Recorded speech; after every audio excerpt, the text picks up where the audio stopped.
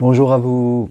Être soi, enfin devenir soi, je crois que c'est, en tout cas, le travail d'une vie, c'est la finalité d'une vie d'une personne. Je crois que nous rêvons tous, en tout cas, durant notre existence, d'exprimer qui nous sommes, de vivre suivant nos valeurs et de nous lancer, je dirais, dans des objectifs, dans des challenges qui nous représentent quelque part. Et c'est important, bien sûr, nous vivons tous, je dirais, dans une famille. Nous venons au monde dans une famille qui a des règles, qui a des valeurs, une façon de voir le monde. Et au début, nous n'avons pas d'autre choix que de suivre, en tout cas, les règles qui sont là dans un pays. En plus, avec une façon de penser qu'on appelle quelquefois l'inconscient collectif.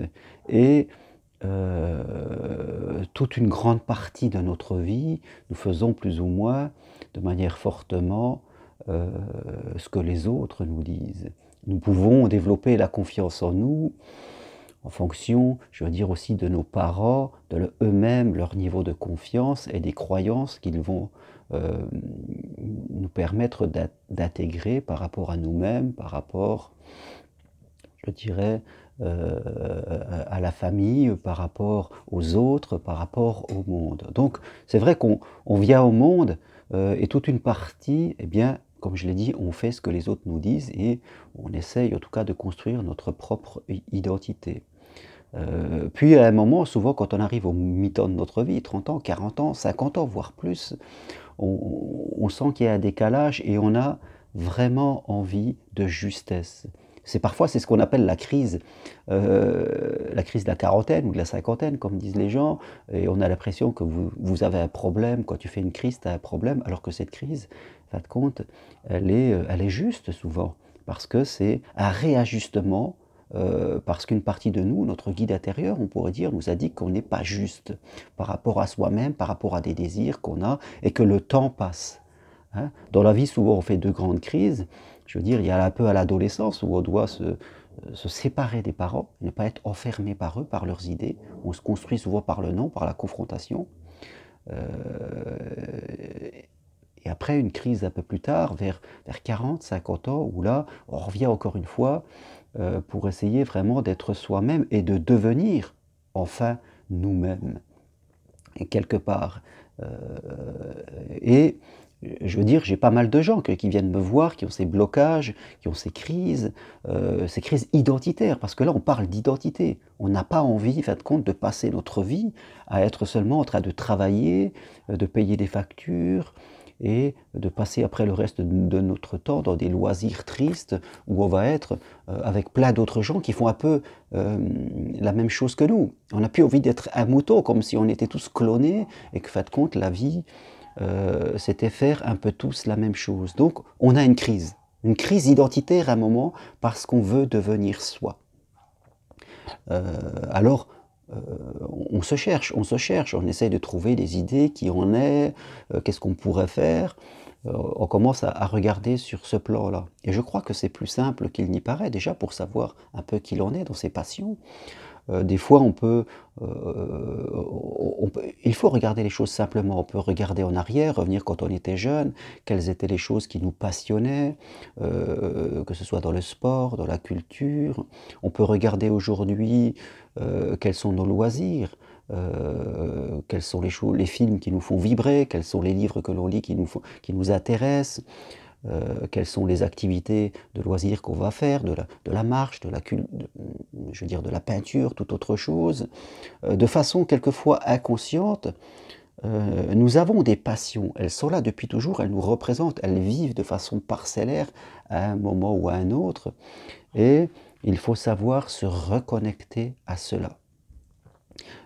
Je dirais, et peut-être s'y lancer d'une certaine façon, en tout cas, commencer à réfléchir Qu'est-ce qu'on pourrait faire dans ce domaine-là? Il y a des gens qui adorent s'occuper des autres, il y a des gens qui sont plutôt des constructeurs, qui aiment faire des projets, il y a des gens qui ont envie de s'occuper de jeunes, qui ont envie de s'occuper de personnes en difficulté, qui aiment le sport, qui aiment la culture.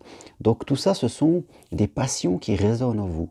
Et peut-être aujourd'hui, chaque personne, si vous vous regardez bien, si vous commencez à réfléchir sur vous, sur vos rêves de quand vous étiez plus jeune, sur les rêves que vous avez aujourd'hui, sur les choses qui vous passionnent quand vous regardez la télé, si vous voyez des gens à qui vous avez envie de ressembler, tout ça, ce sont des indicateurs qui vous permettent de trouver votre vérité. Et aussi dans les activités qui vous intéressent. Je parlais avec une amie qui se cherchait, en fin de compte, ce qu'elle adorait, c'était marcher, écrire, partager. Donc, le but, c'était qu'elle s'engage là-dedans, qu'elle le fasse de plus en plus souvent. Au début, on n'est pas obligé de faire ça de façon professionnelle. Avant, j'étais dans un métier plutôt alimentaire, je dirais, comme beaucoup d'entre nous. C'est pas que j'étais pas bien dans ce métier, mais il y arrivait un moment où je m'ennuyais. Et c'est vrai que toute ma vie, j'ai toujours fait du sport, j'ai toujours été dans le développement personnel, dans le dépassement de soi, j'adorais ça, et je m'intéressais aux livres de dépassement personnel, je regardais des films là-dessus, donc c'était quelque chose qui était toujours en moi, depuis toujours, comme un fil conducteur de mon identité. Et un jour, au travers, je dirais, d'un fait dans ma vie, c'est une personne qui m'a dit: «Et si tu faisais du coaching, si tu devenais thérapeute?» L'idée ne m'avait pas forcément effleuré l'esprit, mais à ce moment-là, elle a commencé à germer. Et j'ai commencé à me former, à me préparer, même si je faisais un travail en double, vous voyez? Et au fur et à mesure que j'avançais, je me découvrais. Voilà, je dirais qu'au début de toute chose, on a une intuition, on a une sensation que le chemin est par là, puis après, on essaie de s'engager sur ce chemin pour se découvrir, heu et je dirais comme le ferait Michel-Ange qui aurait, je veux dire une grosse roche devant lui, il a la sensation, il a une idée de ce qu'il peut faire, puis il commence à dégrossir et plus il dégrossit, plus il va vers une clarté. Voilà, c'est en chemin que, les choses se font par rapport aux intuitions que l'on peut avoir, des choses qui nous passionnent. Je dirais que ça, c'est le côté facile. Maintenant, ce qui bloque les gens et qui font que, ils restent coincés, souvent c'est autre chose.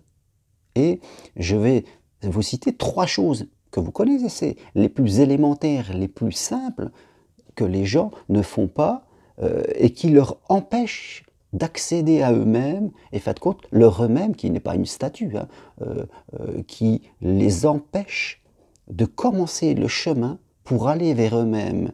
Eh bien, la première des choses, c'est les habitudes. On est dans notre routine, on répète chaque jour les mêmes choses, et fin de compte, on ne se donne pas les moyens, on ne se donne pas les moyens d'apprendre, d'avancer, de commencer à faire les premiers pas. Non, chaque jour on y pense, on est dans notre mental, on est tourmenté, mais on répète, on répète, on répète la même chose. On n'arrive pas à se sortir de cette zone de confort qui n'est plus une zone de confort, qui est une zone d'enfermement. Donc trouver l'énergie, se bousculer au début pour se mettre en route. Après, ça devient plus facile. Le premier pas est toujours le plus délicat. Il faut se bousculer. Deuxième point qui nous empêche, bien sûr, c'est les peurs de ce qui est inconnu, les peurs de ce qu'on ne connaît pas. Mais comme je dis à ceux que je forme au début, vous n'avez pas besoin de démissionner de votre travail, vous n'avez pas besoin de vous mettre en danger. Ce qu'on vous demande, c'est simplement d'avancer. Même si vous avez peur, vous allez progresser. Vous faites des choses en bénévole pour vous. Et au fur et à mesure, la peur, elle va s'amenuiser. Souvent, c'est la peur de la peur qu'on a, la peur qu'il se passe quelque chose qu'on ne veut pas. Mais comme on s'engage pas à pas, tranquillement, à chaque point de passage, on s'arrête et on étudie. Et on voit que la peur n'existe pas, c'est qu'une idée. Ce n'est qu'une idée, la peur. Donc, et le troisième point, c'est les autres. Toujours les autres. Alors, Et quand on décide de changer quelque chose, d'aller vers autre chose, bien sûr, quelquefois on peut être confronté aux autres qui vont être soit des personnes ressources, soit plutôt des personnes qui viennent vous plomber.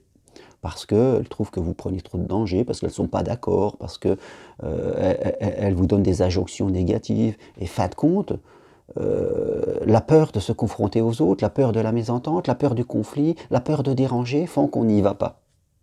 Donc je le répète, ces 3 trucs, je veux dire les habitudes, les peurs, le regard de l'autre, tout ça sont 3 choses qui empêchent les gens d'aller vers eux-mêmes.